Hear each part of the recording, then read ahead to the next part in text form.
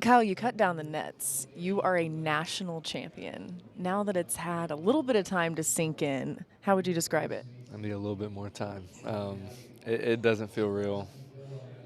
All I keep thinking about in my head is how, you know, this is what we've always dreamed of, what I've always dreamed of. The moment that was so special to me was not only cutting down the net and when the buzzer sounded and all that stuff, was just being able to run into the stands and hug, my fiance and my family. I always remember I watched Joakim Noah run into the stands after they won and beat my idols, Greg Oden and Mike Conley from my state. But when he won, he ran into the stands, and I just always remember that. And I was like, I'm going to do that when I win a national championship. And again, I don't have the words. It was crazy, this path to get to this point. You said it might have taken years off your life, the win over Purdue, the win over Auburn. What were those huddles like in the end of regulation in this game and in overtime?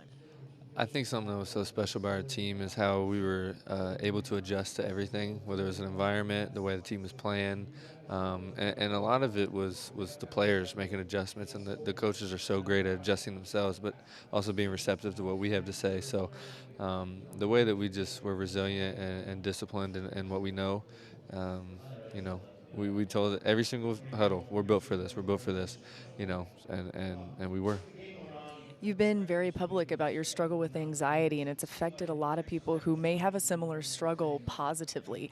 Not everybody will have your story or your path, but now that you've been through it, at least to this point, what advice would you maybe give for somebody going through something similar?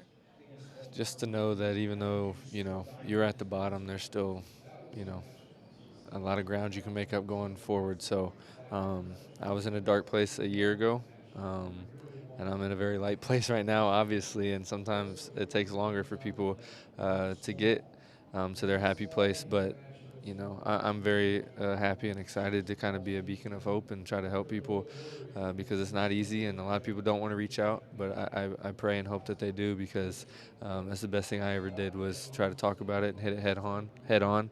And I definitely tackled the demon tonight. So. People are already talking about your story, your team story, being a 30 for 30. If that happens, or when it happens, what's the most important part? Yeah, I started that hashtag for sure. But I don't know. I guess you could say obviously the game last year, because that kind of is what got the ball rolling. But at the same time, I think the most important part is just how right after that game we all reacted, and instead of we definitely had our time, we were in our shells and upset and whatnot, but to be able to move past that and get where we are now is incredible. Congratulations. Thank you so much. Coach, you knew this would be a marked year for your team. Now that it's resulted in a national championship, what can you say about the character in your locker room that allowed for this to happen? Talk about a resilient group of guys all the way through. And when I said it was intentional, when I put Ty, Jerome, and Kyle Guy in the podium with me after the UMBC game, I knew it was the start of something. And those guys wouldn't let each other skimp. You never know if you're going to win it. They talk up there like we were going to win it. Maybe they knew something. I wanted them to just grow so much and be so tough-minded. So I do. I think it makes you appreciate it. Even though it was hard, probably makes us appreciate it even more because of how it played out last year. I just wish I could have gotten some other guys I've coached there. Some people have said that the win over Purdue, the win over Auburn, and even moments tonight were miraculous. What do you think about the way that these games ended? Obviously, a positive way for you guys. Yeah, I think I felt, I don't exactly know how to answer that. I felt blessed in a way, and I think there's, like I said, it's such a great story, and these guys made the plays, so much credit goes to them. But it felt like there was something else going on, and I was part of a story that was something bigger than myself.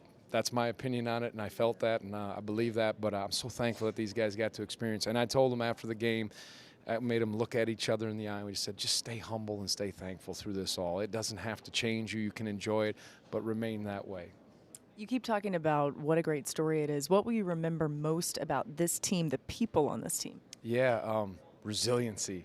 I mean, just you look at us, and we're not the most imposing team physically, but we talked about it. Just when they played together, and they're so talented, they're such good players. They probably don't get enough credit for how good they are, but they had something, that synergy. Where I said the whole is greater than the sum of the parts. And I'm telling you, they could do things with the strength and numbers that I just kind of stood back. And we pushed them hard. Oh, man, we did in practice. They prepared well. But they had something about them that was, again, just multiplied. Congratulations. Thank you.